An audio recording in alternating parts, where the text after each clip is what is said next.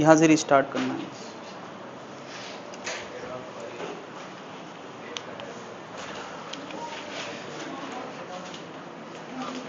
ये हो गया है, ये क्या है? कॉलिजन। ये वाला बल्ब बंद कर दो, इससे रिफ्लेक्शन आता है। तो दो बॉडी अगर अलग अलग स्पीड पे हैं या अपोजिट डायरेक्शन में मूव कर रहे हैं, पीछे वाला तेज है उस केस में या अपोजिट में मूव कर रहे हैं, दोनों केस में आपस में फिजिकली टकराते हैं, है ना। तो टक्कर की वजह से उनके रास्ते चेंज हो जाते हैं, उनके पाथ चेंज हो जाते हैं। ऑब्वियसली यार पाथ चेंज हो जाते हैं, वेलोसिटी भी चेंज हो जाते हैं।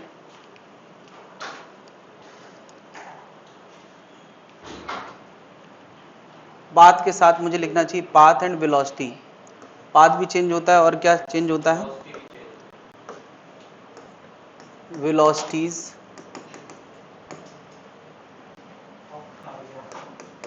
Of two bodies is changed by the influence of the other body, influence of the other body. तो एक दूसरे से टक्कर की वजह से वेलोसिटी चेंज हो जाती है। ऑब्वियसली यार वेलोसिटी चेंज होंगे तो बॉडीज के अलग अलग मोमेंटम चेंज होंगे, यानी दोनों बॉडी के मोमेंटम चेंज होंगे। लेकिन अगर दोनों बॉडी को एक सिस्टम की तरह माना जाए तो सिस्टम का मोमेंटम कंजर्व रहता है। टक्कर के दौरान सिस्टम का मोमेंटम चेंज नहीं होता, तो अलग अलग बॉडी के मोमेंटम चेंज होंगे लेकिन पूरे सिस्टम का मोमेंटम चेंज नहीं होगा। बात क्लियर है? तो इसकी वजह से यार, तो हम यहां पर क्या डिस्कशन करना चाहते हैं, है ना, यहां पर हम डिस्कशन यही करना चाह रहे हैं कि टक्कर के बाद दोनों की वेलोसिटीज क्या हो जाएंगी। यही डिस्कशन का मुद्दा है कॉलिजन में, कि टक्कर के बाद दोनों की वेलोसिटी क्या हो जाएंगी, है ना। तो तुम कहोगे सर मोमेंटम कंजर्वेशन लगा लेंगे तो बस आ जाएगा, लेकिन मोमेंटम कंजर्वेशन एक इक्वेशन है और यहां पर टकराने वाली बॉडी कितनी है? दो। तो अननोन भी कितने हैं? दो। तो इसका मतलब केवल मोमेंटम कंजर्वेशन से काम बनने वाला, तो फिर क्या एनर्जी कंजर्वेशन? एनर्जी की बात ही नहीं है। तो दो बॉडी दो है, तो इसका मतलब हमें कुछ और चाहिए, कोई और इक्वेशन चाहिए जिससे हम दोनों अननोन निकाल सकते हैं। ठीक है, मैंने कहा ये बॉडी तेज स्पीड पे थी, ये धीमे स्पीड पे थी, तो इनकी थोड़ी देर बाद टक्कर होगी और टक्कर के बाद इसके अंदर कुछ V2 आ जाएगा, इसके अंदर V1। पहले U1 U2 था और अभी क्या आ गया? V1 V2। तो ये मुद्दा है। जब भी ये टक्कर होती है तो टक्कर के दौरान एक पल के अंदर अचानक से वेलोसिटी बदल जाती है। तो इसका मतलब टक्कर के दौरान बहुत इंपल्सिव फोर्स इन्वॉल्व होते होंगे। ये बॉडी से बॉडी टकराती होगी तो इसको हैवी सा नॉर्मल आगे मिलता होगा जो इसकी वेलोसिटी को बढ़ा देता होगा आगे वाले को, और पीछे वाले को फोर्स कहां मिलता होगा? पीछे। तो उसकी वजह से वेलोसिटी कम हो जाती होगी, कई बार वेलोसिटी पलट भी जाती है। तो यहां पे ये बताने की कोशिश करी है कि यार force involve in a collision are action reaction forces. Obviously यार एक को राइट मिलेगा तो दूसरे को हम उनको internal force of the system भी कह सकते हैं, जिनकी वजह से वेलोसिटी में अंतर आता है। और ये फोर्स बहुत हैवी होते हैं और एक पल में ये सारा खेल होता है, तो हम कह सकते हैं यार इस जो फोर्स का नॉर्मल एक्शन का बिहेवियर होगा वो उसी बिहेवियर का होगा जैसा हमने इंपल्सिव फोर्स का बिहेवियर देखा था। यानी टच जब शुरू होता होगा तब फोर्स कम होता होगा, फिर टक्कर का पीक आता होगा, फिर दोनों एक दूसरे को छोड़ देते होंगे। तो यानी टक्कर के दौरान जो फोर्स इन्वॉल्व होता है वो कैसा होता है? इंपल्सिव, है ना।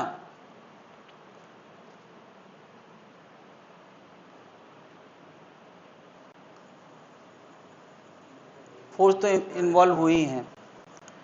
ये मैंने लिखा है, अच्छा ये एक्सटर्नल लिखा है, ठीक है।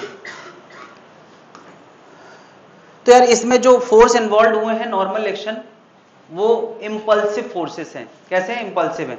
क्या इनमें बाहर की दुनिया से कोई फोर्स लगा है या इंटरनल लगा है? इंटरनल लगा है। अगर बाहर की दुनिया से लग जाएगा तब मोमेंटम कंजर्वेशन नहीं लगेगा। तो ये सारे पॉइंट्स कॉलिजन को लेके नोट कर लें।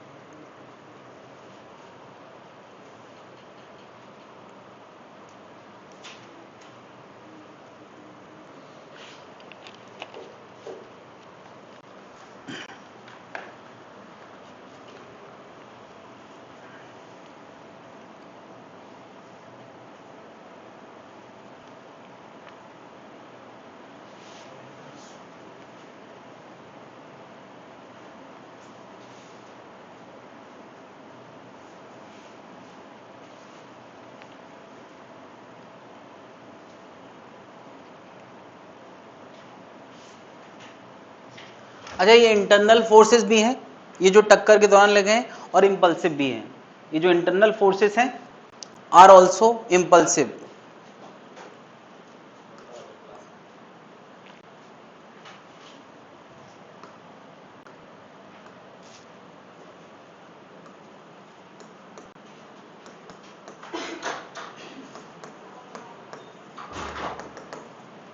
ये जो इंटरनल फोर्सेस हैं वो इंपल्सिव नेचर के हैं। टक्कर के दौरान जब शुरुआत होती होगी तो इनका मैग्नीट्यूड कम होता होगा, फिर टक्कर का पीक आता होगा, बहुत ज़्यादा होता होगा, फिर धीरे धीरे फोर्स कम हो जाता होगा। और इसी इंपल्सिव फोर्स के चलते इसकी वेलोसिटी u2 से बढ़ के v2 हुई है, और इसकी वेलोसिटी v1 से घट के v1 हुई है ना। तो ये टक्कर के दौरान सारे खेल हुए हैं एक पल में।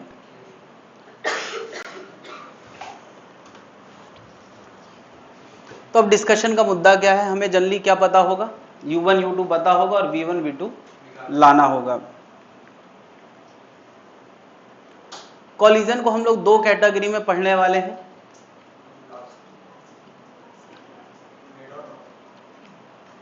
वो तीन हैं, इलास्टिक, इनइलास्टिक और पार्शियली इनइलास्टिक। लेकिन अभी मैं टक्कर के आधार पे कॉलिजन को दो कैटेगरी में डिवाइड करने वाला हूं, हेड ऑन और ऑब्लिक।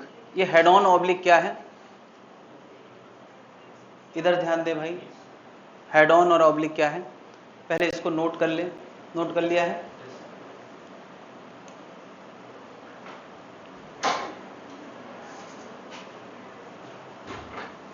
नोट कर लिया है? नहीं किया? नोट भी कर लो, क्या देखो।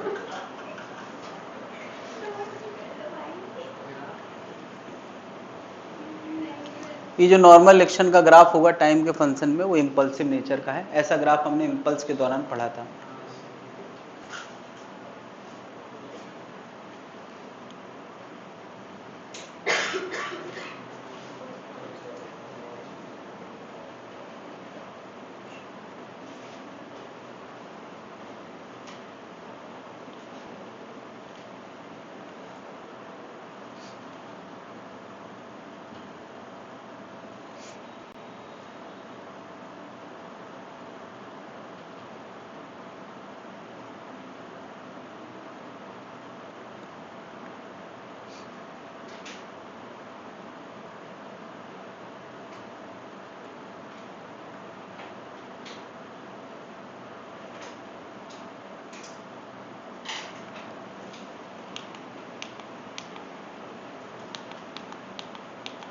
दो तरह के कॉलिजन मैंने यहाँ समझाने की कोशिश करी है, हेड ऑन और ऑब्लिक। ये क्या लग रहा है यार, बना क्या बनाया मैंने यहाँ पे? तुमने यार कभी कैरम बोर्ड खेला है? उसमें चार किनारे किनारे होल्स बने होते हैं जिनमें हमें अपनी गोटी को पहुंचाना होता है। एक स्ट्राइकर होता है जिससे हम हिट करते हैं, और वो तो जब हम नया नया कैरम बोर्ड पहली बार खेलना स्टार्ट करते हैं तो बहुत कॉन्शियस होके अपना स्ट्राइकर की लाइन, जिस गोटी को हमें अंदर ले जाना है उससे लाइन मैच कराते हैं और फिर ऐसे खेलते हैं। यूं ऐसे मारा, स्ट्राइकर यहाँ हिट किया और गोटी चली गई। ये कब का है? जब हम लोग स्टार्टिंग वाले लेवल पे होते हैं। फिर हम लोग प्रो लेवल पे आते हैं। उस दौरान फिर हमें अगर ये गोटी अंदर करना है तो हम जरूरी नहीं कि उसकी लाइन मैच कराएं, हम कहीं से भी मारते हैं। मतलब हमने ऐसे मारा, बस इतना ध्यान रखते हैं कि टच करते वक्त जिस पॉइंट को हिट करना है वो पॉइंट कम से कम फोर्स जो दे वो उसी के अलोंग दे। कितने लोगों ने यार ऐसे इसको स्ट्राइक किया है? Nobody is pro here. Okay, 1 2 3 4 5। नहीं, तुमने कैरम ही नहीं खेला ऐसे वाला, सीधे सीधे एकदम, मतलब बेसिक लेवल पे ही कैरम छोड़ दिया तुमने।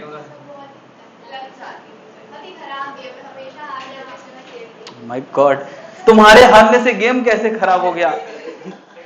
उससे पूछो ना जो जीत रहा है वो क्या कहता है। Very good, good. यही सब कराया जाएगा। जिस दिन मैंने कैरम बोर्ड यहाँ ओपन किया, कैरम लेके आऊंगा। जिस दिन मैंने बोट एंड नाव का क्वेश्चन किया, उस दिन यहाँ पे पानी भर के बोट और नाव का डेमोन्स्ट्रेशन होगा। तो यार ऐसी टक्कर जब हुई है तो यहाँ पर लाइन मैच कराई है, तो इसको फोर्स इसको मिला होगा इधर, इसको मिला होगा इधर। तो मैं कह सकता हूँ जो लाइन ऑफ इंपल्सिव फोर्स है उसकी लाइन और जो इनकी वेलोसिटी की लाइन है वो सेम है, तो इंपल्सिव फोर्स और line of collision, impulsive force involve is in the line of collision. Line of collision का मतलब होता है टक्कर जिस पॉइंट पे हुआ है उस पॉइंट पे एक ऐसी लाइन बना दी जाए।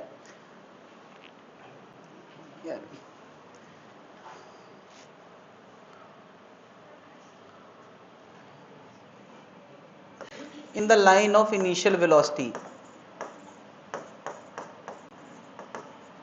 जहां इंपल्सिव फोर्स इन्वॉल्व होते हैं उसी को हम लाइन ऑफ कॉलिजन बोलते हैं। ठीक है, मुझे बताओ, जब ऐसी टक्कर हुई होगी तो इसको फोर्स मिला होगा इस पॉइंट के पर, इस टच लाइन के परपेंडिकुलर, और इसको फोर्स लगा होगा टच लाइन के परपेंडिकुलर। क्या लाइन ऑफ इंपल्सिव फोर्स ये है जहां क्या मिले हैं फोर्स, और जो वेलोसिटी थी स्ट्राइकर की वेलोसिटी, क्या वो वेलोसिटी लाइन ऑफ कॉलिजन से मैच नहीं कर रही है ना? Not in the line of initial velocity, initial velocity. अगर लाइन ऑफ कॉलिजन या इंपल्सिव फोर्स इन्वॉल्व और वेलोसिटी की लाइन सेम नहीं है तो वो क्या हो जाएगा? Oblique collision. तो अभी हम डिस्कशन कौन सा करने वाले हैं? Head on. फिर लास्ट में थोड़ी सी बात कर लेंगे किसकी? ऑब्लिक की। वैसे ऑब्लिक फैशन में चल नहीं रहा है बट थोड़ी सी बात करेंगे जो फैशन में चल रही है। इन इंपल्सिव फोर्स जो लगते हैं टक्कर के दौरान और इनिशियल वेलोसिटी सेम लाइन में है तो हेड ऑन है। अगर दोनों की लाइन अलग अलग है तो फिर वो क्या है? Oblique collision.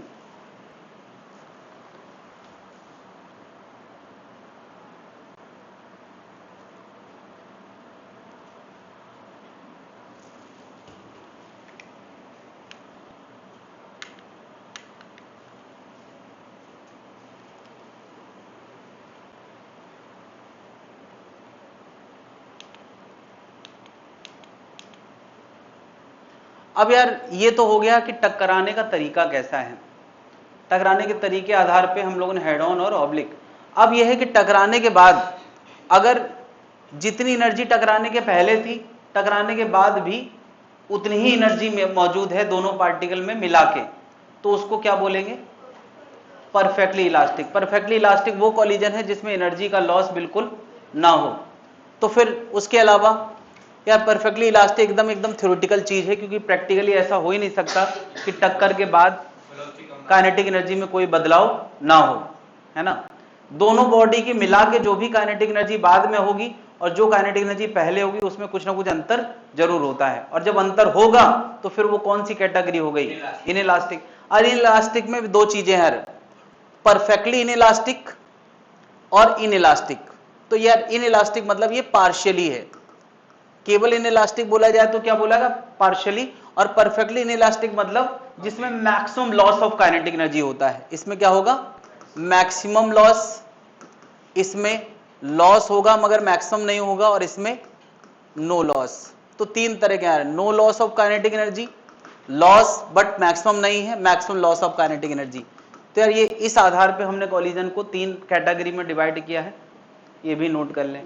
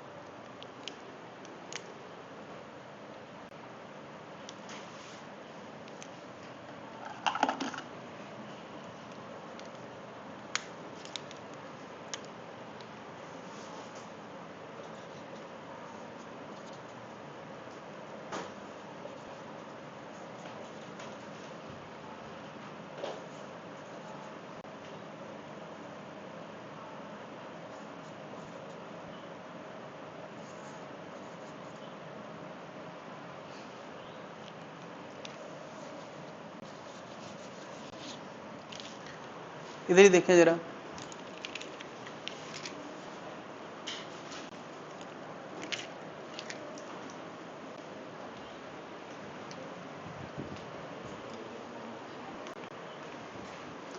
उतना नोट कर लिया है। हेड ऑन और ऑब्लिक कोलिजन को समझने के लिए मैं यहां पर एक कोलिजन कुछ इस तरह से दिखा रहा हूं स्प्रिंग के जरिए। सोचो यार m1 m2 मास पिछला नोट कर लिया है, ऐसे रखे हैं m1 m2 मास। अगर m1 के मास की वेलोसिटी m2 से ज्यादा है तो इनका भविष्य क्या है? क्या सबसे पहले वो स्प्रिंग के साथ टच में आएगा?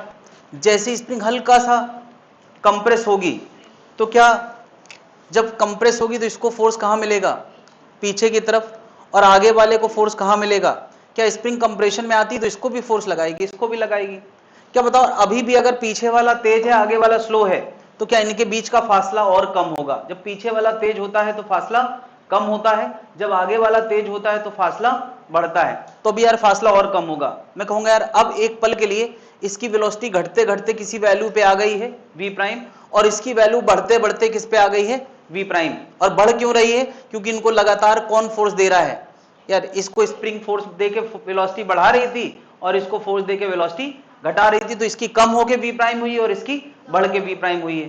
क्या बता, अभी भी स्प्रिंग दबी हुई है ना, तो अभी भी तो फोर्स दे रही होगी। तो इसके बाद भविष्य क्या है? इसके बाद मैं कहूंगा इसकी वेलोसिटी और बढ़ जाएगी और इसकी वेलोसिटी कम होने लगेगी, और कम होते होते कभी ना कभी ऐसा होगा कि इसकी वेलोसिटी बहुत कम हो जाएगी। अच्छा बताओ, अब आगे वाला तेज हो गया है तो इनके बीच का फासला बढ़ना शुरू हो गया होगा कि नहीं? तो थोड़ी देर बाद क्या होगा यार, इनका फासला बढ़ते बढ़ते स्प्रिंग फुली रिलैक्स्ड हो जाएगी। इसके अंदर वेलोसिटी या तो बहुत कम हो चुकी होगी या पलट चुकी होगी, और इसके अंदर वेलोसिटी बढ़ चुकी होगी। यानी यार कहानी के शुरू में कुछ u1 u2 का मामला था, पीछे वाला तेज था, और कहानी के आखिरी में कुछ v1 v2 का मामला है और आगे वाला तेज है। क्या ये पूरी कहानी महसूस कर पा रहे हो? यार ये जो मैंने कॉलिजन दिखाया ये भी एक तरह का कॉलिजन ही है, लेकिन कॉलिजन के दौरान बीच में क्या इन्वॉल्व हुआ है? स्प्रिंग इन्वॉल्व हुआ है। और जब भी स्प्रिंग इन्वॉल्व होता है तो इसको हम किस कैटेगरी का कॉलिजन कह सकते हैं? कि परफेक्टली इलास्टिक है, क्योंकि स्प्रिंग एनर्जी का लॉस। क्या इस प्रोसेस में क्या जितनी काइनेटिक एनर्जी शुरू में थी आखिरी में उतनी ही काइनेटिक एनर्जी होगी? क्योंकि जितनी एनर्जी बीच में स्टोर हुई थी वो सब, मैं कहूं इस पूरे प्रोसेस में through out kinetic energy same बनी रही। राइट और wrong? Wrong. Kinetic energy same नहीं बनी रही। काइनेटिक एनर्जी किस में बदली है? पोटेंशियल में। और बाद में फिर किस में बदली है? तो पूरे प्रोसेस में काइनेटिक एनर्जी सेम नहीं बनी रही। अगर मैं कहूं काइनेटिक एनर्जी शुरू की और काइनेटिक एनर्जी बाद की सेम है, ये करेक्ट है। मैं कहूं पूरे प्रोसेस में मैकेनिकल एनर्जी कंजर्व्ड है, ये ट्रू है। दोनों बातों में अंतर है यार। क्या अभी बात समझ में आ गई? लेकिन यार ये बॉडी टू बॉडी कॉलिजन नहीं है, और ये कॉलिजन कोई अपने मन से इमेजिन भी नहीं करता है। हम जो कॉलिजन इमेजिन करते हैं वो ये बॉडी बॉडी टक्कर। लेकिन यार बॉडी बॉडी टक्कर में भी ऐसा होता है कि जब भी कोई एक बॉडी दूसरी बॉडी से टकराती है तो टक्कर की शुरुआत होती है, तो यहाँ पे हल्का सा फोर्स लगना स्टार्ट होता है। फिर टक्कर का पीक आता है जब दोनों बॉडी एक दूसरे को बहुत तेजी से डिफॉर्म करती हैं। ये बात कुछ मिली सेकेंड में सब खेल हो जाता है ना, कुछ 0.1 सेकेंड में, तो हमें पता नहीं चलता है। लेकिन ये सारा प्रोसेस बॉडी के अंदर होता है। टक्कर का पीक आता है और फिर टक्कर छूटना शुरू होता है और फिर टक्कर छूट जाती है। नहीं, क्या इस दौरान इस बॉडी को भी इंपल्सिव फोर्स लगा है वेलोसिटी बढ़ाने वाला, और इस बॉडी को भी इंपल्सिव फोर्स लगा है वेलोसिटी कम करने वाला? नहीं। तो क्या जो काम स्प्रिंग यहां कर रही थी वो यहां पर क्या कर रहा है? उसकी खुद की बॉडी। क्या बॉडी के अंदर भी कुछ ऐसा होता है कि एटम अपने आप को एडजस्ट करते हैं, थोड़ा जगह बनाते हैं, कंप्रेस करते हैं और फिर से छूट जाते हैं? यानी यार मटेरियल के अंदर भी इलास्टिक नेचर थोड़ा बहुत होता है, जिसके चलते जो काम यहां स्प्रिंग ने किया है वो काम कौन करता है? बॉडी बॉडी करती है। इसका मतलब यार थोड़ी देर के लिए एनर्जी जैसे यहां स्प्रिंग में स्टोर हो रही थी, यहां कहां स्टोर होती है? बॉडी के अंदर, और फिर उसके बाद वो वापस भी मिल सकती है, गारंटीड नहीं है। अगर मिल गई पूरी तरह से तो परफेक्टली इलास्टिक हो गया, और अगर थोड़ा बहुत लॉस हो गई, और अगर पूरी लॉस हो गई, नहीं पूरी नहीं, मैक्सिमम लॉस हो गई। ये मैक्सिमम लॉस का क्या चक्कर है ये समझे जरा। मुझे बताओ, अगर ये बॉडीज अपने आप को छुड़ाने का प्रयास करती हैं तो छूट जाती हैं, प्रयास ना करें तो क्या होगा? यार प्रयास ना करें तो जैसे हैं वैसे ही चलती रहेंगी। सोचो यार, ये स्प्रिंग कंप्रेस होने के बाद एकदम फ्रीज कर दी जाती, कोई जादू करता और ये जम जाती, तो क्या वो एक्सपेंड कर पाती? और एक्सपेंड नहीं कर पाती तो ये दोनों कॉमन वेलोसिटी पे चल रहे थे, उसी वेलोसिटी से हमेशा चलते रहते, तो वो क्या हो जाता? परफेक्टली, यानी परफेक्टली इन इलास्टिक में along the line of collision वो सेपरेट नहीं होते हैं, या along the line of collision दोनों की वेलोसिटी क्या हो जाती है? सेम हो जाती है। तो यार maximum loss of kinetic energy कब होता है? जब दोनों ऐसे चिपक के चलती हैं किसी कॉमन वेलोसिटी से, है ना, along the line of collision there is no relative motion between two bodies along the line of collision. अच्छा, ये दूसरा पॉइंट है। पहला पॉइंट है मैक्सिमम लॉस और दूसरा पॉइंट है there is no relative motion between two bodies along the line of collision. जब ऐसा हो जाएगा तो वो कौन सा कॉलिजन होगा? क्योंकि इसमें जितना लॉस हुआ है छूटने वाली बॉडीज में उतना लॉस नहीं होगा। तो परफेक्टली इनइलास्टिक में पूरा लॉस हो जाता है या मैक्सिमम लॉस होता है? मैक्सिमम लॉस होता है, पूरा लॉस किसी में भी नहीं होता। मोमेंटम कंजर्वेशन के हिसाब से हम इसका वी प्राइम तो ला ही सकते हैं। और अच्छी बात यह मैक्सिमम लॉस वाला केस बड़ा आसान है, इसमें एक ही अननोन है। अरे भाई, अगर दोनों बॉडी छूट गई तो अननोन कितने हैं? V1 V2 दो, U1 U2 दिया होगा नहीं, और ना छूटी साथ चली तो उनका अननोन क्या है? तो यार एक अननोन तो बड़े आराम से मोमेंटम कंजर्वेशन से निकल आएगा। मुद्दा क्या है? दो अननोन कैसे निकाले जाएंगे? तो यार ये दो अननोन निकालने की प्रक्रिया मैं सीधे बता रहा हूं। V1 V2 लाना हमारा मुद्दा है, और V1 V2 लाने के लिए हमारे पास क्या थ्योरी है? तो यार पहली चीज है POLMC, मतलब यानी P इनिशियल इक्वल टू क्या? P final. M1 मैं फाइनल पहले लिख दूं, इनिशियल बाद लिखूं, चलेगा यार? M1 U1 M2 U2 शुरू में था, M1 V1 M2 V2 बाद में है। क्या एक इक्वेशन ये है जिसमें अननोन क्या है? V1 and V2। एक और इक्वेशन है, वो है V2 minus V1 equal to E times U1 minus U2। तुम कहोगे ये कहाँ से आया? तो मैं कहूँगा कहीं से आया, ये कहीं से आता है। इसको कैसे यूज़ करना है बस मैं ये बताऊँगा यार, क्योंकि बहुत ज़्यादा कन्फ्यूजन आएंगे। हमें सीधे आम खाने से मतलब है, यहाँ पेड़ की ज़रूरत नहीं है, जहाँ ज़रूरत होगी वहाँ पेड़ भी गिनेंगे। ये जो इक्वेशन है इसको हम लैंग्वेज में बोल सकते हैं velocity of separation is equal to E times velocity of approach, बल्कि इसमें relative velocity of separation, relative velocity of approach. यार टक्कर जब होने आ रही थी तब पीछे वाला तेज था, आगे वाला स्लो था, तो अगर इसके रिलेटिव इसकी वेलोसिटी देखी जाए तो कितनी नजर आएगी? U1 minus U2। तो ये इसको बोला जाएगा रिलेटिव वेलोसिटी ऑफ अप्रोच, पास आने की वेलोसिटी। फिर बताओ, जब ये टक्कर के बाद आगे जाने लगा, ये पीछे धीमे चलने लगा, तो इसके रिलेटिव ये दूर जाने लगा, कितनी रिलेटिव वेलोसिटी से? V2 minus V1। तो ये क्या हो गई? वेलोसिटी ऑफ सेपरेशन, पास आने की वेलोसिटी और बिछड़ने की वेलोसिटी, उनमें रिलेशन क्या है? E times U1 minus. अच्छा सीधी सी बात है यार। अच्छा मुझे बताओ, U1 माइनस U2 ज्यादा हो, अच्छा यहां भी देखो पॉजिटिव लिखा है, यहां भी पॉजिटिव, कैसे पता? शुरू में कौन ज्यादा था? U1, तो U1 माइनस U2। बाद में कौन ज्यादा है? V2, तो V2 माइनस। बस ये ध्यान रखना है, ज्यादा से कम घटाना है, याद रहेगा यार। शुरू में कौन ज्यादा था? U1, तो U1 माइनस U2। बाद में कौन ज्यादा होगा? V2, तो V2 माइनस V1, याद रहेगा। क्या बता यार, V2 माइनस V1 और U1 माइनस U2, ये इनमें कौन ज्यादा होगा? पास आने वाला या दूर जाने वाला? क्या लगता है यार? अगर एनर्जी का थोड़ा बहुत भी लॉस होता होगा तो पास आना तेज होगा और दूर जाना स्लो होगा, ये हमें कहीं ना कहीं से महसूस होना चाहिए। यार बताओ, अगर कोई प्रोसेस हुआ है टक्कर वाला जिसमें एनर्जी का लॉस हुआ है, तो पहले वो तेजी से पास आ रहे होंगे, फिर उनके बीच का फासला धीमे धीमे कम होगा। यानी यार ये V2 minus V1 U1 minus U2 से कम होना चाहिए, इसीलिए हम यहाँ E का फैक्टर पता करते हैं। यानी सोचो कि E एक एक्सपेरिमेंटल डेटा है, दो बॉडी की टक्कर करा के ये पता किया जाता है कि U1 U2 क्या था, V2 माइनस V1, तो ये E एक बार पता चल गया। E को हम क्या बोलते हैं? कोफिशिएंट ऑफ रेस्टिट्यूशन, और इसकी वैल्यू हमेशा 0 और 1 के बीच में होती है, मतलब ये हाफ, 1/3, 1/4 ऐसी चीज होगी। तो अगर ये कम है, 1 से कम है, तो इसका मतलब u1 माइनस u2 में कोई चीज मल्टीप्लाई हो रही जो 1 से कम है, तो आंसर पहले से कम आएगा। क्या ये समझ पा रहे हैं?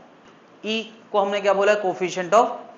तो अब यार ये फॉर्मूला बहुत जनरल फॉर्मूला है, हमने 3 तरह के कोलिजन पढ़े हैं।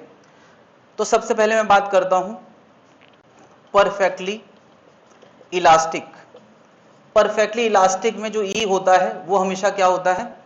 1 होता है। क्यों? क्योंकि यार परफेक्टली इलास्टिक में लॉस होता ही नहीं है, तो जितनी वेलोसिटी ऑफ सेपरेशन होगा उतना ही वेलोसिटी ऑफ अप्रोच होगा। इसका मतलब क्या हुआ है? इसका मतलब हुआ वेलोसिटी ऑफ सेपरेशन और अप्रोच सेम है। दूसरी मैंने क्या बोला? दूसरा केस था क्या? Perfectly inelastic. बताओ यार परफेक्टली इनइलास्टिक में ई क्या होता है? 0। मुझे बताओ इस केस में ई जब 1 होगा तो मैं लिख सकता हूं v2 minus v1 equal to u1 minus u2। जब ई 0 होगा तो v2 माइनस v1 क्या आएगा? 0 इंटू u1 माइनस u2। मतलब क्या आ गया? v2 माइनस v1 बराबर 0। मतलब क्या आ गया? v2 बराबर। ये बताने की जरूरत नहीं, ये बात हम वहां पहले ही देख चुके हैं। नहीं देख चुके यार कि जब परफेक्टली इनइलास्टिक कोलिजन होता है तो दोनों चिपक के साथ चलते हैं, तो रिलेटिव वेलोसिटी क्या हो जाती है? 0 हो जाती है। ये दूसरी वाली बात समझ में आ रही है। और जब पार्शियली इनइलास्टिक होगा तब यार ई का आंसर 0 और 1 के, यानी ये बात और जनरल ऐसे लिख सकते हैं यार, 0 से 1 के बीच में कब होता है? पार्शियली में। 0 कब होता है? परफेक्टली में। और 1 कब होता है? Perfectly elastic. तो अब हमारे पास क्या बताओ, एक मोमेंटम कंजर्वेशन इक्वेशन है और एक ये इक्वेशन है, दो इक्वेशन है और v1 v2 दो अननोन है। तो क्या हम दो अननोन आराम से निकाल सकते हैं? क्या इतनी बात समझ में आ गई है? नोट कर लें।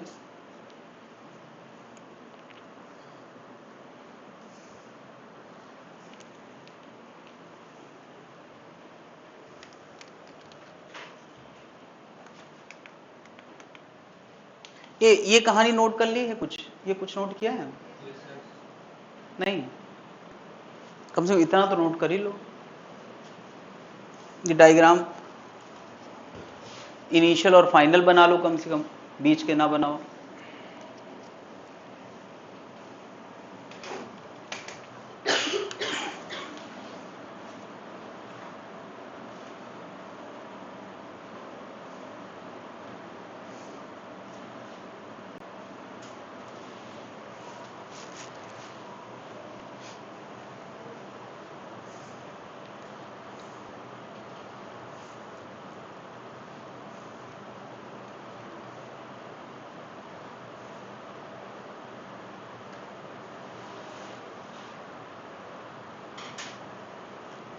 क्या आपके गुड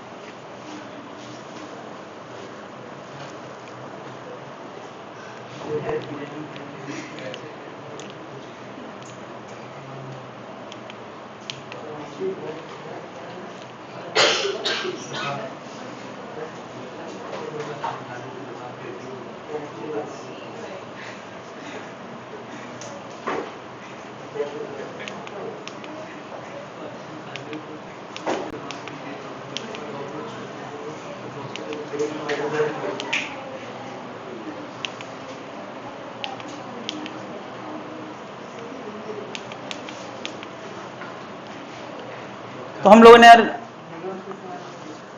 रूल सेट कर दिए हैं कि अगर हमें V1 V2 लाना है तो क्या लगाना है। V1 V2 लगाना है तो एक मोमेंटम कंजर्वेशन लगाना है और दूसरा V2 minus V1 equal to क्या, E times U1 minus U2 लगाना है। अब यार हम लोग इस केस में जब दोनों बॉडी सेम मास की हैं, यानी इसका भी मास m है और इसका भी मास m है, इसके लिए हम लोग कुछ कंक्लूजन बनाना चाहते हैं, V1 V2 सॉल्व करके लाना चाह रहे हैं, है ना। क्या U1 U2 सोचो गिवन डेटा है, मास सेम है और ये कौन सा कॉलिजन है, परफेक्टली इलास्टिक। तो हमें V1 V2 लाना है तो बता सकते हैं यार क्या करना चाहिए। पहले तो principle of linear momentum conservation, P final equal to P initial. क्या P फाइनल कितना है, mv1 mv2 और P इनिशियल कितना है, mu1 प्लस mu2। क्या m सब जगह से कट गया, v1 plus v2 equal to क्या आ गया, u1 प्लस u2। और क्या लगा सकते हैं, v2 minus v1 equal to 1 times, ये दो इक्वेशन है, इनको सॉल्व करते हैं यार, कैसे करें, इनको ऐड कर दें तो 2v2 इक्वल टू कितना आएगा, 2u1। तो v2 इक्वल टू क्या आ गया, और किसी एक इक्वेशन में v2 रख दें। देखो जरा, v2 की जगह मैंने u1 रख दिया है, तो देखो यार v1 का आंसर क्या आ गया। ये बड़ा इंटरेस्टिंग आंसर है यार कि v1 का आंसर u2 आ गया और v2 का आंसर, यानी जो इसकी वेलोसिटी थी वो इसको मिल गई और जो इसकी वेलोसिटी थी, तो ये आंसर सीधे सीधे याद रखने लायक भी है। बाकी तुम रूल लगा के निकाल भी सकते हो क्योंकि रूल लगाना तो सीखना ही है।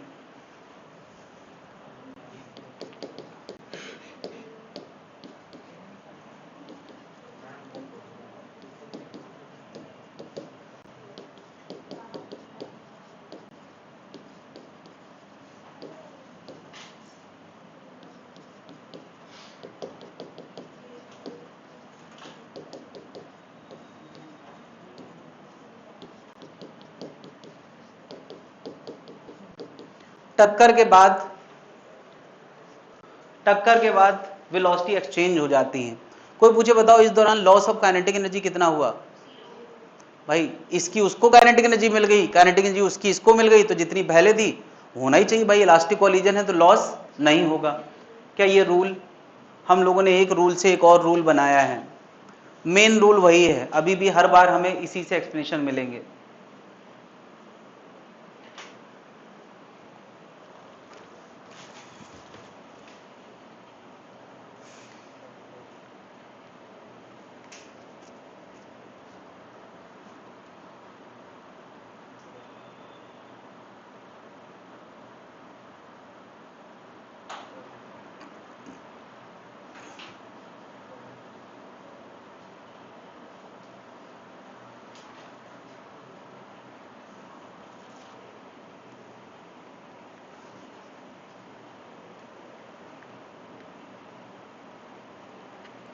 एक और कंक्लूजन हम लोग बनाने वाले हैं कि दोनों बॉडी सेम मास की नहीं है, दूसरी बॉडी जिसको हिट कर रहे हैं वो बहुत हैवी है। अभी क्या था, दोनों मास सेम थे और अब मैं केस 2 करने वाला हूं जिसमें सेकंड बॉडी मासिव है, एक बॉडी हल्की है और दूसरी बॉडी बहुत हैवी है।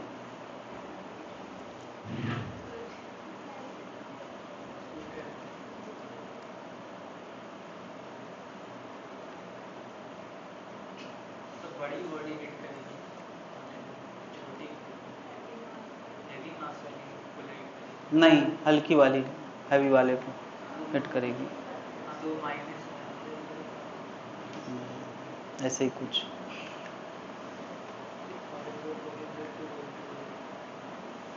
ये नोट कर लिया भाई लोग, तुम लोग फिजिक्स कब तक पढ़े थे पिछले साल वहां पर,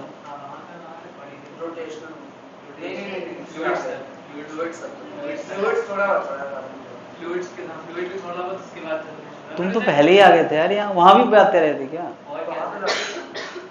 हम लोग फरवरी तक गए हैं, सेकंड वीक ऑफ फरवरी के बाद। तो फ्लूइड तुम लोगों ने पढ़ रखा है, और क्या पढ़ रखा है? मतलब मुझे पता करना है क्या क्या पढ़ रखा है। SHM नहीं पढ़ा? SHM नहीं था, SHM थर्मोडायनामिक्स शुरू होते ही हम लोग खत्म चले गए। नेक्स्ट क्लास से स्टार्ट होना था, हम लोग उसी से पहले तो यार अभी हमने ये कंक्लूजन इलास्टिक के लिए और सेम मास के लिए बनाया है, नोट कर लिया भाई लोग। फिर से इलास्टिक के लिए, बट इस बार एक बॉडी हम कैसी लेने वाले हैं, एक मासिव बॉडी लेने वाले हैं, ठीक है। M1 जो पीछे से आ रही है वो हल्की है और M2 बहुत भारी है। यानी इसका मतलब क्या हुआ, इसका मतलब यार अगर कोई M1 डिवाइड बाई M2 करेगा तो यार क्योंकि M1 कुछ बहुत हल्का है 1 kg और M2 बहुत भारी है मान लिया 1000 kg, तो क्या ये आंसर 0 के आसपास आएगा। तो अब मैं यार कुछ कंक्लूजन बनाने वाला हूं। सबसे पहले POLMC ये लगा के, POLMC क्या है, P initial equal to P final, M1U1 M2U2 is equal to क्या, M1V1 प्लस M2V2, यही होता है कि नहीं। पूरी इक्वेशन में मैं M2 से डिवाइड कर रहा हूं, है ना, डिवाइड बाई M2 पूरी इक्वेशन इन अबव इक्वेशन। बताओ यार क्या होगा, इस पूरे में भी M2 से डिवाइड करना है, अलग अलग कर देते हैं।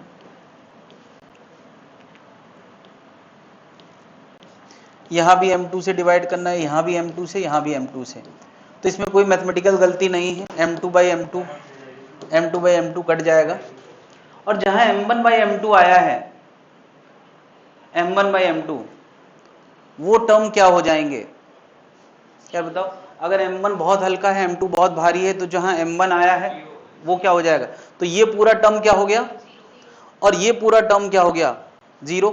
अगर इनको 0 करोगे तो U2 बराबर क्या आ गया, U2 बराबर V2। इसका मतलब क्या हुआ, इससे कंक्लूजन क्या मिला, कंक्लूजन क्या मिला, heavy body will keep on moving with same velocity। ये बहुत ऑब्वियस भी है यार कि भारी चीज में छोटी मोटी चीजें टकरा जाएं तो उसकी सेहत में कोई फर्क नहीं पड़ेगा। नहीं समझा यार, भारी बॉडी को यार छोटी मोटी चीजें टकरा जाएं तो क्या उसकी सेहत पे कोई फर्क, जैसे चल रहा है वैसे, है ना यार, कुत्ते भौंकते रहते हैं, हाथी चलते रहते हैं, उस तरह की कहावत। हाथी को फर्क नहीं पड़ता है कुत्तों के भौंकने से, हाथी ये है, ऐसा मतलब कहावत है यार। मैं कहाँ, ना कहीं हाथी है ना कहीं कुत्ते हैं, कुत्ते मिल भी जाते हैं गली में, हाथी नहीं मिलते हैं। हाँ भाई, दूसरा कंक्लूजन एक्चुअली मुझे लाने की जरूरत नहीं है। अगर V2 आ गया है तो अब केवल एक अननोन रह गया है। अब वो अननोन इस इक्वेशन से तो नहीं निकलेगा, ये तो इक्वेशन लगाई जा चुकी है। तो V2 लाने के लिए अब हमें क्या करना चाहिए, टू गेट V1 लाने के लिए हमें क्या लगाना चाहिए, V2 minus V1 equal to 1 times U1 minus U2। तो क्या अगर मुझे V1 पता करना है तो उसका आंसर अब हम कैसे ला सकते हैं, क्या V2 और U2 सेम है, तो V2 को मैं क्या लिख दूं, U2, तो V1 का आंसर आएगा 2U2 माइनस U1। अब ये आंसर कोई रटने लायक तो नहीं है, तुम्हें ये रटा होगा तो क्या ये निकल नहीं आएगा क्या। तो यार ये कंक्लूजन को मैं डब्बे में नहीं बंद करना चाह रहा हूं, तुम्हें यार डब्बे में वो बंद करना है जो तुम्हें याद रह पाए। तो तुम्हें क्या लगता है कि क्या तुम इसको कभी भूल सकते हो क्या, नहीं। क्या ये भूल सकते हो कि यार हैवी बॉडी को कोई फर्क नहीं पड़ता है। तो अगर तुम्हें V2 और U2 बराबर पता है तो V1 तुम इस इक्वेशन से निकाल सकते हो, और ये कोई बहुत याद रखने लायक रिजल्ट फिलहाल नहीं है, ये कोई बहुत याद रखने लायक रिजल्ट फिलहाल नहीं है। तो जो तुम्हारा कंक्लूजन है कि वो वेलोसिटी उसी वेलोसिटी से लौट जाता है, वो थोड़ा और कंडीशनल है। अगर मैं एक बात इसमें कह दूं, in case heavy is at rest, heavy is at rest, अगर हैवी रेस्ट पे है, मतलब मैं क्या कह रहा हूं कि U2 भी 0 है और V2 भी 0 है।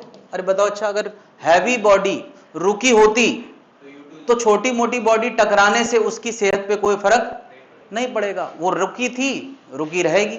लेकिन अब हम एक कंक्लूजन बना सकते हैं हल्की बॉडी के लिए। बता, हल्की बॉडी का आंसर अभी क्या लाए थे तुम, 2U2 माइनस U1, ये टर्म हो गया 0, तो V1 बराबर क्या आ गया। अब ये आंसर याद रखने लायक है क्या, कि अगर किसी रुकी हुई चीज पे तुम इलास्टिक कोलिजन कराओगे, किसी दीवार पे इलास्टिक कोलिजन कराओ, दीवार तो बहुत हैवी बॉडी है, तो जितनी वेलोसिटी से हल्की बॉडी टकराएगी, ये दीवार है और एक बॉल v स्पीड से टकराएगी, तो v स्पीड से लौट के जाएगी, जिस स्पीड से टकराएगी उसी स्पीड के पलट के लौट जाएगी। क्या अभी पूरी कहानी का मतलब समझ में आया। चलते वक्त कंक्लूजन बहुत गंदा है, रुके वक्त कंक्लूजन याद रखने लायक है। क्या बात समझ में आ गई है।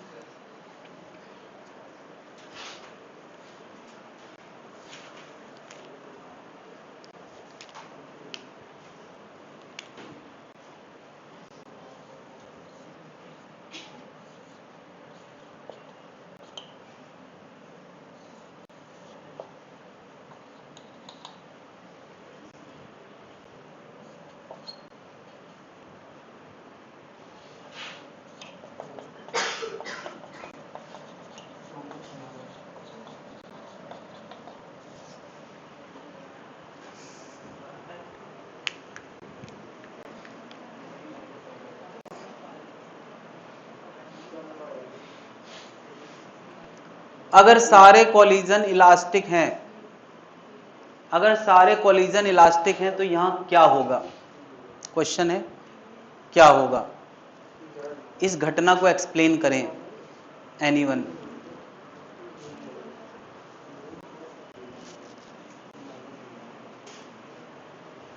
अगर सारे कोलिजन इलास्टिक हैं तो इस घटना को एक्सप्लेन करें।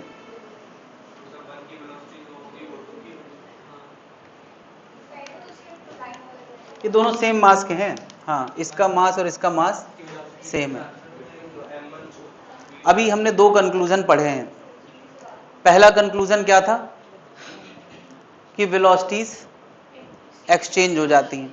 तो बताओ यार, जब टक्कर होगी तो पहला रुक जाएगा और दूसरा v स्पीड से चलने लगेगा, फिर क्या होगा, फिर वो v स्पीड से टकरा रहा था हैवी बॉडी को, तो रूल क्या पढ़ा है, फिर वापस आ जाएगा। तो वापस जब आएगा तो उसकी मुलाकात फिर से किससे होगी, तो फिर क्या होगा, यानी आखिरकार तुम्हें ये सीन देखने को मिलेगा, आखिरकार तुम्हें 2 फिर से रुक जाएगा और 1 वाला लौट जाएगा। नहीं, यही तो होगा। अरे भाई, बीच में क्या हुआ, 1 ने 2 को मोशन दिया, 2 दीवार पे टकराया, टकरा के लौट के आया, फिर 1 से टकराया, फिर 1 के अंदर मोशन आया, 2 फिर से रुक गया। क्या वो दोनों चीजें यहां पे समझ सकते हैं। क्या बात क्लियर है।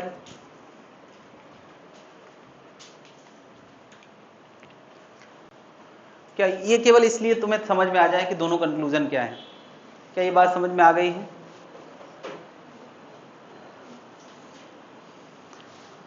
चलो यार, मैं थोड़ा क्वेश्चन आसान कर देता हूं।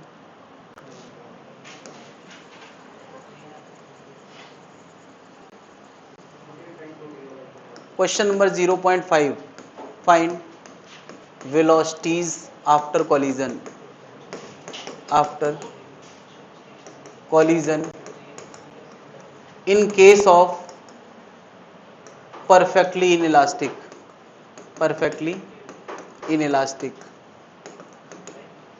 अगर ये कोलिजन परफेक्टली इनइलास्टिक है तो टक्कर के बाद क्या वेलोसिटीज आने वाली हैं। परफेक्टली इनइलास्टिक याद है ना यार। परफेक्टली इनइलास्टिक क्या होता था कि बॉडी टकराएंगी और टकराने के बाद कॉमन वेलोसिटी से चलेंगी, यानी यार ये और ये दोनों चिपक के कॉमन वेलोसिटी v प्राइम से चलेंगी। तो देखा जाए तो दो वेलोसिटी आना ही नहीं है, एक ही आना है। क्या आएगी, p इनिशियल इक्वल टू क्या, तो यार m इंटू यू बराबर क्या 2m इंटू वी प्राइम, तो वी प्राइम कितना आ गया u बाई। खैर ये क्वेश्चन मुझे पूछना नहीं था बट मैंने पूछा है मदद करने के लिए। क्वेश्चन एक्चुअली असली क्या है, क्वेश्चन पूछा है maximum loss of kinetic energy, बल्कि उन्होंने ये भी नहीं बताया कि ये कौन सा कॉलिजन है। तो बता यार मैक्सिमम लॉस किस में होता है, तो इसका मतलब तुम्हें यही कॉलिजन मानना था। और अब लॉस निकालना है तो क्या करना चाहिए यार, लॉस ऑफ काइनेटिक एनर्जी कैसे आएगा, लॉस ऑफ एनर्जी आएगा पहले कितना था और बाद में कितना हो गया। अरे लॉस कैसे आता है, पहले कितना था बाद में कितना हो गया। तो पहले कितना था यार, पहले एक के अंदर था, फिर कितने के अंदर आ गया, दोनों के अंदर आ गया। तो पहले ज्यादा होगा या बाद में, पहले ज्यादा होगा यार। लॉस हुआ है तो पहले काइनेटिक एनर्जी कितनी थी हाफ एम यू स्क्वायर, बाद में कितनी हो गई हाफ, नहीं अरे दोनों चलने लगे ना, तो यार पहले की एनर्जी में से बाद की घटा दो तो लॉस आ जाएगा। और ये लॉस मैक्सिमम ही होगा, क्यों, क्योंकि इसी केस में तो मैक्सिमम होता है। कितना आ गया यार, half M U square common ले लो, यहाँ 1 आएगा, यहाँ 2 इंटू 1/4 आएगा, देख लो आराम से।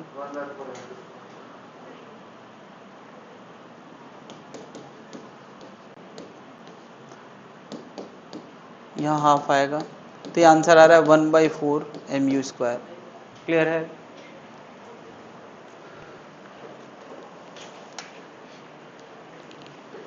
क्वेश्चन यही होगा कि maximum loss of kinetic energy बताओ। करना क्या होगा, पहले हमें कॉमन वेलोसिटी लाना है, फिर क्या करना है, काइनेटिक एनर्जी पहले इसके अकेले अंदर थी, अब दोनों के अंदर आ गई, तो पहले ज्यादा रही होगी बाद में कम हो गई होगी, तो पहले से बाद में हटा देना है।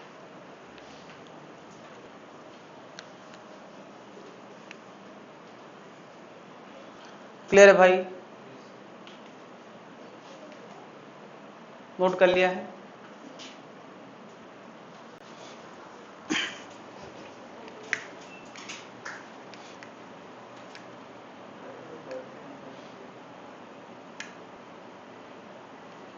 नोट कर लिया है, मतलब आज यहाँ से डिस्टरबेंस नहीं आ रहा तो वहां से आ रहा है, पता नहीं कुछ चलते रहता है।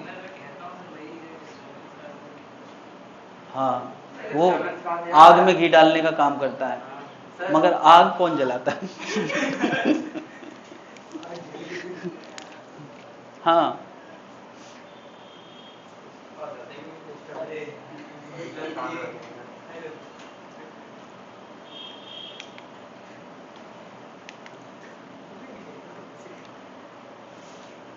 क्लियर है भाई, ये कॉन्सेप्ट अभी मैंने बता दिया है।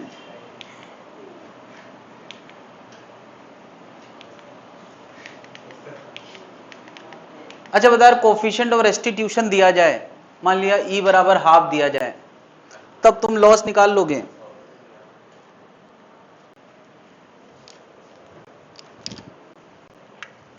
चलो यार एक मैं थोड़ा जनरलाइज क्वेश्चन पूछ रहा हूं। एक का मास m है, दूसरे का मास 2m है, ये u स्पीड से आया और ये किस में था, रेस्ट पे। इनका coefficient of restitution E equal to कितना है 1/2, E बराबर क्या है 1/2। तो यार टक्कर के बाद इसकी वेलोसिटी v1 क्या होगी और इसकी वेलोसिटी v2 क्या होगी, v1 v2 बताना है। और फिर पहला क्वेश्चन है यार फाइंड v1 v2, और दूसरा क्वेश्चन है बता यार अगर इसमें कोफिशिएंट रेस्टिट्यूशन हाफ दिया है तो ये कौन सा कॉलिजन है, पार्शियली, और पार्शियली इनइलास्टिक में लॉस होता है कि नहीं, तो इसका मतलब दूसरा क्वेश्चन क्या हो सकता है, लॉस ऑफ काइनेटिक एनर्जी। ये दो चीजें बताना है, दो ही चीजें पूछी जा सकती हैं।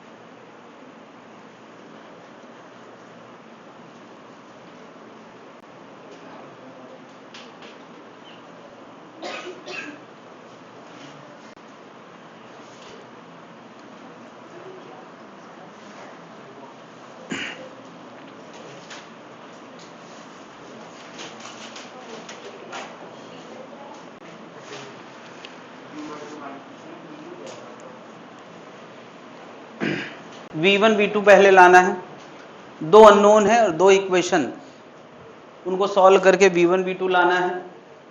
तो यार पहली इक्वेशन कौन सी लगाओगे? POLMC, P final equal to P initial. P final बोले तो MV1 2MV2 MU1 2MU2, U2 तो जीरो था ना यार, तो इक्वेशन क्या बन गई? MM सब जगह से कट जाएगा, इक्वेशन बनेगी V1 plus 2V2 is equal to क्या? U। पहली इक्वेशन बन गई यार। क्वेश्चन में U गिवन है ना, U गिवन डेटा है, V1 V2 लाना है, U गिवन डेटा है, मास गिवन डेटा है। एक इक्वेशन ये बन गई। दूसरी इक्वेशन कहां से बनेगी? V2 minus V1 is equal to half times U1 minus U2, ये दूसरी बन गई। क्या इन दो इक्वेशन को सॉल्व करके V1 V2 आराम से लाया जा सकता है? सॉल्व करके आंसर निकालना तुम्हारे, निकालो बाएं हाथ से।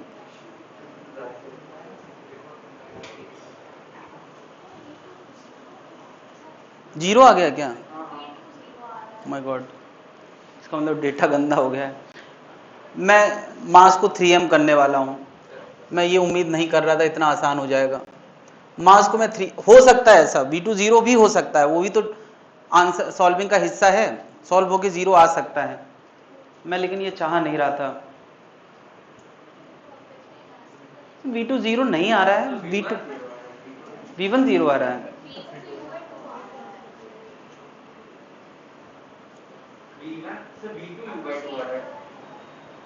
और V1 जीरो आ रहा है। अच्छा तो ठीक है, मैंने दूसरा मास कितना कर दिया? 3m, और 3m कर दिया है तो यहां ये 3m इंटू आएगा। चलो मैंने बदल दिया क्वेश्चन, चलो अब करके दिखाओ। मैं आंसर एक्चुअली बहुत आसान नहीं करना चाह रहा था। हाँ 3m कर दिया है, थोड़ा सा अंतर किया है। जीरो भी हो सकता है, ये कोई सरप्राइजिंग बात नहीं है, वो भी आंसर का हिस्सा हो सकता है। तो अभी 3m करने के बाद नहीं कर पाओगे, क्या करना है? इन दोनों को ऐड कर दो, तो 4v2 इक्वल टू कितना आ गया? 3u/4, 3u/2, तो v2 कितना आ गया? 3u/8। v2 आ गया, v2 आ गया भाई, v2 आ गया तो क्या v1 आ जाएगा? v1 कितना आ गया? v2 हम यहां रख देते हैं 3 इंटू 3u/8, तो v1 का आंसर आ रहा है u माइनस 9u/8, तो आंसर आ रहा है माइनस u/8। कोई बात नहीं यार, इसका मतलब यार ये वेलोसिटी पलट चुकी होगी, और ये वेलोसिटी कितनी आ गई है? ये निगेटिव का मतलब होता है सीधे नहीं बल्कि पलट चुकी होगी, ये भी संभव है। कोई दिक्कत है यार? दोनों वेलोसिटी। अब क्वेश्चन पूछा है लॉस बताओ, यार ये मैक्सिमम है, ज्यादा से ज्यादा क्या हो सकता है? तो लॉस ऑफ काइनेटिक एनर्जी कैसे बताओगे? बता, लॉस ऑफ काइनेटिक एनर्जी कैसे आएगा?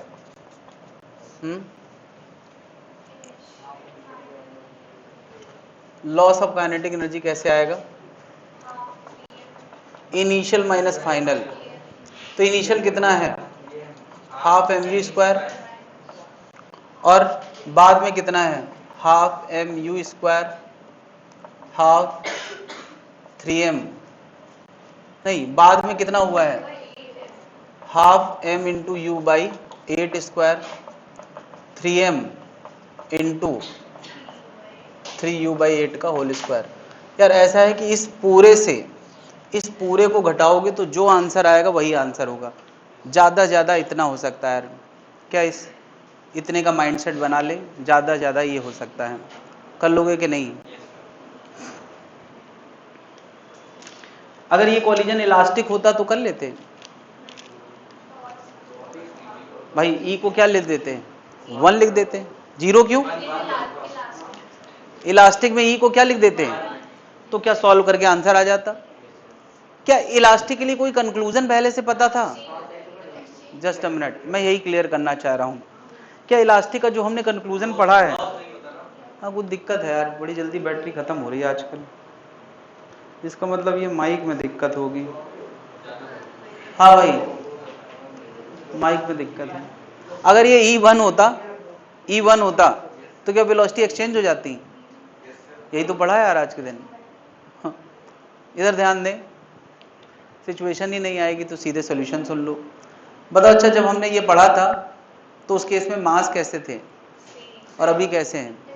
तो अक्सर राइटर तुम्हें कंफ्यूज करने के लिए ऐसे क्वेश्चन भी दे सकता है कि तुम्हें कंक्लूजन तो याद रहता है लेकिन ये भूल जाते हो किस कंडीशन में।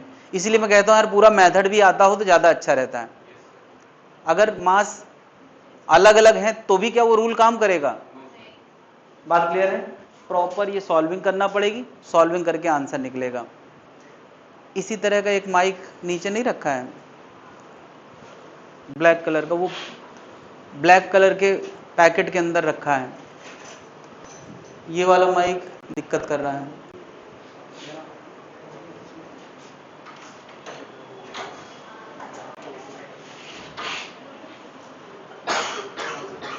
हाँ भाई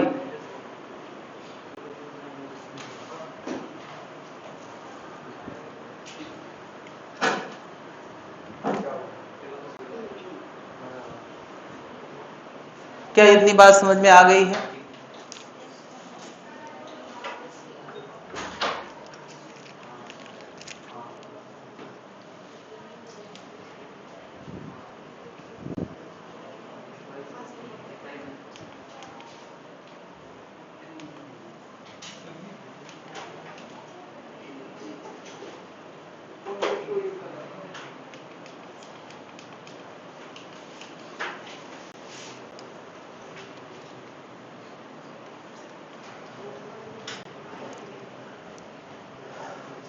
अभी तक यार हम लोग दो बॉडी का कोलिजन कर रहे थे, अब मैं एक बॉडी का कोलिजन फ्लोर के साथ करने वाला हूं।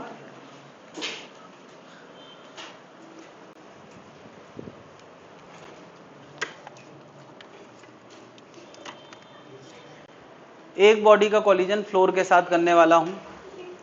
सबसे पहले हम बात करते हैं परफेक्टली इलास्टिक, नहीं परफेक्टली इलास्टिक से शुरू करते हैं।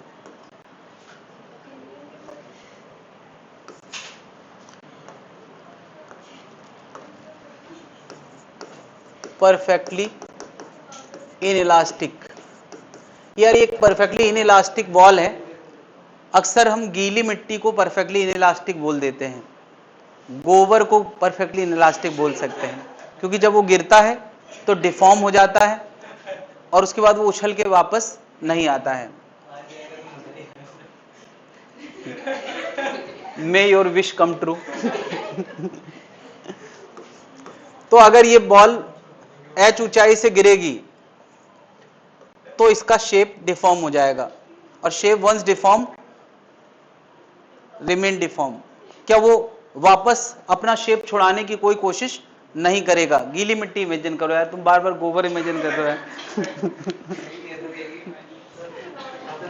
तो बता यार कि इस कॉलिजन के बाद फ्लोर तो रुका ही था, ये बॉल भी हमेशा के लिए फ्लोर के साथ चिपक गई, तो इसके अंदर अब कोई मोशन नहीं बचा। तो क्या इसकी लाइफ में दोबारा कभी मोशन नहीं आएगा? एक बार गिरा काम खत्म। अगर ये परफेक्टली इलास्टिक होता तब क्या होता? यार इलास्टिक होता तो क्या होता? मान लिया इसको h ऊंचाई से गिराया गया है, क्या होता? क्या h ऊंचाई से गिराया है, ये किसी v वेलोसिटी से टकराता। अच्छा ये वेलोसिटी भी तुम निकाल सकते हो, अगर कोई यहां रेस्ट से ड्रॉप करेगा तो v बराबर √2gh आता है कि नहीं? कर जिस वेलोसिटी से, अब तुमने एक कंक्लूजन पढ़ा था इलास्टिक वाला, कंक्लूजन क्या पढ़ा था? इसको अलग कर दूं। बदर अगर ये इलास्टिक कॉलिजन है तो टक्कर के बाद क्या होता है? यार उसी वेलोसिटी से पलट के जाएगा। तुम चाहो तो एक का साइन पॉजिटिव और दूसरे का नेगेटिव बोल सकते हो, बट यहां पे मैग्नीट्यूड वाइज अगर बात करना है तो जो वेलोसिटी आने की थी वही वेलोसिटी जाने की होगी, यानी ये उसी वेलोसिटी से वापस जाएगा। अब सोचो कि अगर कोई उसी वेलोसिटी से वापस गया है तो उसके आगे की कहानी भी बिल्कुल सिमेट्रिक होने वाली है कि नहीं? मतलब ये स्पीड बढ़ाता बढ़ाता नीचे आया था और अब स्पीड घटाता घटाता उतनी ही ऊंचाई पे जाएगा, फिर क्या होगा? फिर वापस नीचे आएगा, फिर वापस ऊपर जाएगा और ये ऊपर नीचे नेवर एंडिंग प्रोसेस होगा, यानी इनफाइनाइट टाइम तक ये ऐसे करता रहेगा आइडियली। अब प्रैक्टिकली क्यों नहीं होता? क्योंकि यार ये हवा के इफेक्ट में भी है और ये कोई भी कोलिजन दुनिया का इलास्टिक भी नहीं होता है। इसका मतलब कि यार ये बात केवल आइडियल बात है, ऐसा प्रैक्टिकली संभव नहीं है। क्या संभव है कि एक बॉल लाइफ टाइम ऊपर नीचे करती रहे?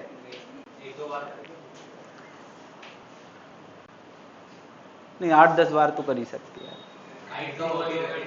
अब मैं कह रहा हूं इलास्टिक की बजाय ये पार्शियली इनइलास्टिक वाला केस है। पार्शियली इनइलास्टिक मतलब किसका कोफिशिएंट और रेस्टिट्यूशन फ्लोर का कितना दिया है? E। इसका भविष्य क्या है? बता, टक्कर जब ये h ऊंचाई से गिरेगा तो इसकी स्पीड कितनी हो जाएगी? √2gh। लेकिन क्या बताओ, जब ये उठेगा वापस तो उसी स्पीड से उठेगा, थोड़ा कम से, इसकी वेलोसिटी पहले से कम हो जाएगी। यार ये बात मैं बता दूं हमेशा के लिए कि कोई भी रेस्ट वाली चीज से कोई बॉल टकराती है किसी u स्पीड से, तो टक्कर के बाद उसकी वेलोसिटी EU हो जाती है। कितनी हो जाती? EU हो जाती है। U से आई है, EU से गई है। ये बात हम कैसे एक्सप्लेन कर सकते हैं? उसी फॉर्मूले से। क्या V2 minus V1 equal to E times U1 minus U2 होता है? तो क्या यहाँ सेकेंड बॉडी तो हमेशा रुकी है ना, तो V2 भी 0 कर दो और U2 भी 0 कर दो, तो V1 का आंसर EU1 आएगा कि नहीं? जितने से आया था उसका E टाइम से वापस माइनस साइन बता रहा है कि पलट के जाएगा। तो अगर ये वेलोसिटी √2gh से आई थी तो टक्कर के बाद क्या हो गई होगी? E टाइम्स V या E टाइम्स √2gh। तो क्या अब ये जो ऊंचाई h1 अचीव करेगा ये पहली बार से कम आएगी?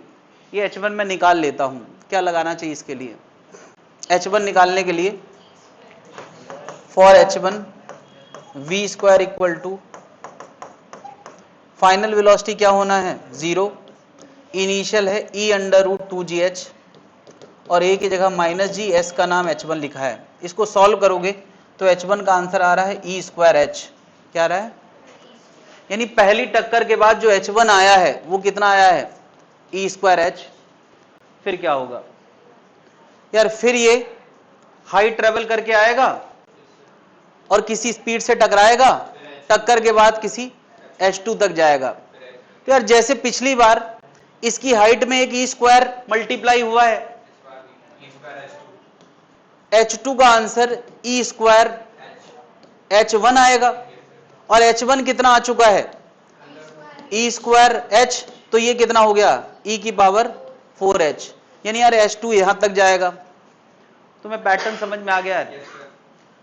अच्छा, अगर ये पहली बार वेलोसिटी E टाइम्स √2gh से स्टार्ट किया था मोशन, तो ये यार E√2gh रिटर्न करते समय भी होगा। भाई जितनी वेलोसिटी से जाता है उतनी वेलोसिटी से लौटता है, लेकिन टक्कर के बाद कितना हो जाएगा? E times √2gh। Same logic, E²2gh। तो अगर कोई वेलोसिटी हर बार पूछे कि कितनी बदल जाती है तो E से मल्टीप्लाई हो जाती है, और हाइट हर बार कितनी हो जाती है? E² से मल्टी। तो अगर कोई पूछे h3 कितना आएगा तो E⁴h, तो कितना हो जाएगा? E⁴6h। क्या ये पैटर्न समझ में आ रहा है? पहली बार वेलोसिटी ये हुई है, पहली बार वेलोसिटी टक्कर के बाद ये हुई है, अगली बार टक्कर के बाद वेलोसिटी, यार एक बार टक्कर के बाद कितनी हो जाएगी? E²। तो तीसरी बार क्या होगी? क्या इतनी बातें समझ में आ रही? ये पैटर्न समझ में आ रहा है सब? ये पैटर्न सबको समझ में आ रहा है? वेलोसिटी टक्कर के बाद E गुना हो जाती है और हाइट टक्कर के बाद E² टाइम्स हो जाती है। ये पैटर्न नोट कर लें।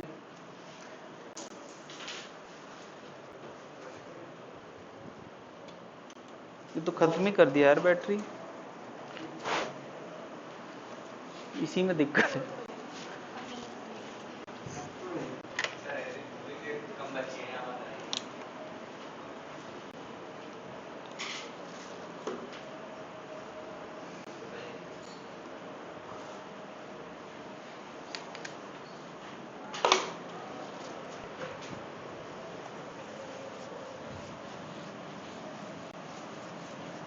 नोट कर ले भाई लोग।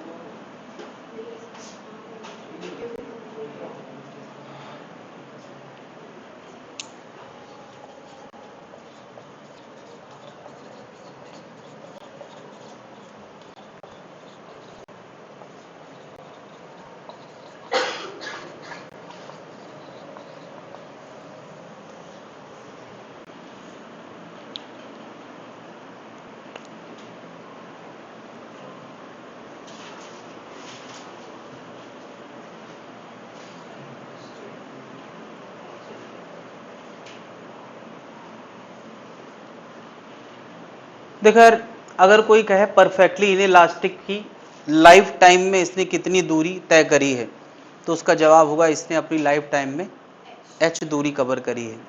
कोई पूछे यार परफेक्टली इलास्टिक अपनी लाइफ टाइम में कितनी दूरी, तो इसकी लाइफ टाइम ही इनफाइनाइट है, तो दूरी भी, लेकिन ये कितनी दूरी तय करेगा, ये एक फाइनाइट आंसर आता है। पहली बार h, अगली बार e स्क्वायर h का डबल, फिर e की पावर 2 का h का डबल। यार देखो जाना और आना, तो यार पहली बार उसने h चला क्योंकि पहली बार तो गिरा था, दूसरी बार उसने 2h1 चला, फिर 2h2, 2h3 and so on. क्या ये पैटर्न है? h1 कितना आया था, e स्क्वायर h, क्या ये पैटर्न है कि नहीं है? तो टोटल डिस्टेंस कैसे निकलेगी इसको सम करके, और ये सम जीपी लगा के निकलता है।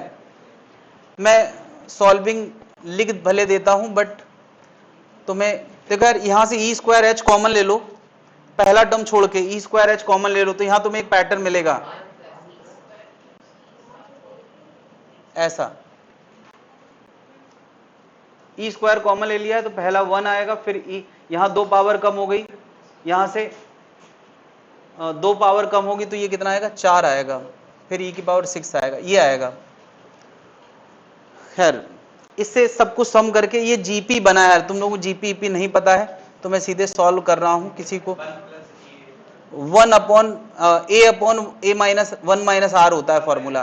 ए होता है पहला टर्म जो कि 1 है, और आर होता है हर बार कितने से मल्टीप्लाई हो रहा है, तो ई स्क्वायर से हर बार मल्टीप्लाई हो रहा है अगला टर्म, तो आर की जगह क्या लिख देंगे, ई स्क्वायर, तो ये बनेगा h प्लस 2 ई स्क्वायर। इसका आंसर कभी कभी पूछा गया है,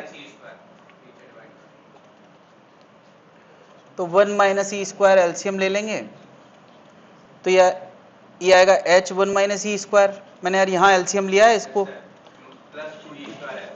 तो ये बन जाएगा h minus h e square plus 2h e square. ये क्या बन गया यार, ये बन गया h plus h e square 1 minus e square, h बाहर ले लो तो ये बन जाएगा 1 plus e square upon 1 minus, ये डिस्टेंस का सम है, ये formula 1 plus e square upon 1 minus e square, ये सम करके ये आता है। बस इतना रटना है यार, ये रटना है, मतलब फैशन में चल रहा है इसलिए रटना है।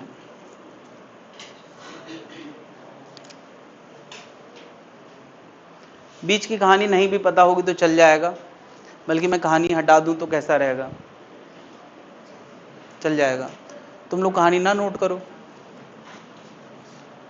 सब लोग अपनी सुविधा के हिसाब से करें। अगर किसी को लगता है जीपी तो हमें बहुत अच्छे से आता है तो कर लें, जीपी आता है।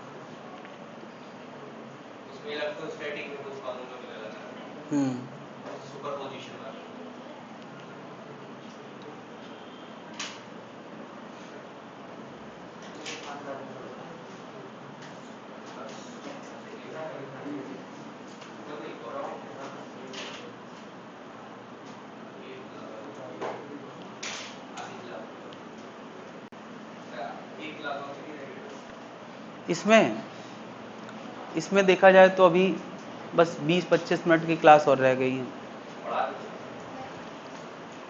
थोड़ा 20-25 मिनट लेट कर देना।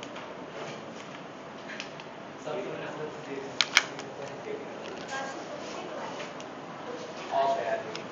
हाँ इसीलिए तो पढ़ रहे हो हमारी तरफ से कर रहे हो। सुबह क्या पढ़ के आए? तो ठीक है यार, अगली क्लास में आधा घंटा पढ़ा देंगे, इतना हजम कर लो। अभी तुम्हें बहुत सारा होमवर्क करना है। हेड ऑन कॉलिजन पूरा हो चुका है, यानी यार पिछली क्लास का जो तुम लोग होमवर्क नहीं कर पाए थे 40-50 क्वेश्चन का, वो करना है। किसी को अगर लगता है कि यार ये चीजें कठिन हो रही हैं तो लेवल 1 छोड़ सकता है। लेवल 0 के 45 क्वेश्चन, अच्छा 45 से शुरू 26 से हुआ है, इसलिए ज्यादा दुखी होने की जरूरत नहीं है, कट कर दो। 26 से लेके 45 ये करना है। 56 से लेके 64 तक थोड़ा सा मुश्किल है, कर सकते हैं। इलास्टिक